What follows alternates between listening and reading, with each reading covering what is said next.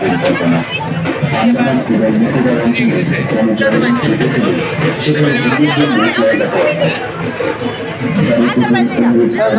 জন্য এখানে তৈরি হয় কমিশন হাউস, কনফারেন্স রুম এবং জীবনকে নজর রাখতে জীবের একেবারে মাঝামাঝি তৈরি হয় বিশাল টাওয়ার, যে টাওয়ার থেকে নজর রাখা যেত চারিদিকের উপর। তারপর শুরু হয় অক্টোপাসের মতো 7টি শাখায় বিভক্ত বিশাল জেলের নির্মাণ কাজ। প্রতিটি শাখা হয় 3 তলা উচ্চতা বিশিষ্ট। জেলের ভিতরে প্রতিটি কয়েদিকে আলাদাভাবে রাখার জন্য 696টি ভর কিংবা সেল তৈরি হয়। সেলগুলি এমনভাবে বানানো হয় যাতে চেষ্টা করার কোনো কয়েদি একে অপরের সঙ্গে যোগাযোগ করতে না পারে। প্রতিটি সেলের দৈর্ঘ্য ছিল 4.5 মিটার এবং প্রস্থ 2.7 মিটার। প্রতিটি সেলের ভিতর 6 মিটার উচ্চতার প্রতিটি জানলা লাগানো হয়। মাত্র 3 মিটার উচ্চতার জানলাগুলি থাকলে কোনো কারণ বেশি জানলার প্রদান ছিল বিশাল সমুদ্র। তবে কারাগারের জেল থেকে পাল্টে যাওয়ার ঘটনা যে অতগুলি ঘটেনি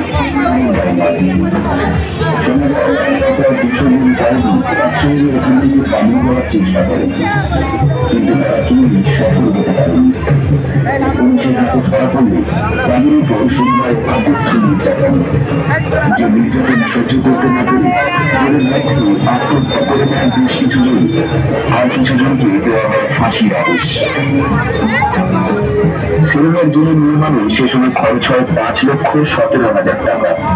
এই মুখ্য ভবনটি বানানো হয় লাল ইট দিয়ে। টানা 10 বছর সময় নিয়ে 1906 সালের 10ই মার্চ জেল তৈরির কাজ সম্পন্ন হয়। কালাপানির জেলে বন্দি থাকা স্বাধীনতা সংগ্রামীদের উপরে অত্যাচারের মাত্রা ছিল এখনকার দিনে যে কোনো জেলের তুলনায় অনেক গুণ বেশি। প্রায় 10 কেজিরও বেশি নারকেল আর সরষে পেশাই করতে থাকে। যদি কয়েকদিনের মধ্যে কেউ কোনদিনও সামান্য অসুস্থ হয়ে পড়ত আর পেশাবের কাজ বন্ধ থাকত, তখন সেই কয়েদিকে একটি খুঁটির সঙ্গে বেরিয়ে ঘন্টার পর ঘন্টায় চলত চালু করা। আর শুধুমাত্র সরষে পেশানোর ফলে কয়েদিদের ছেড়ে দেওয়া হতো না, তারপর তাদেরকে তৈরি করে দিতে নারকেল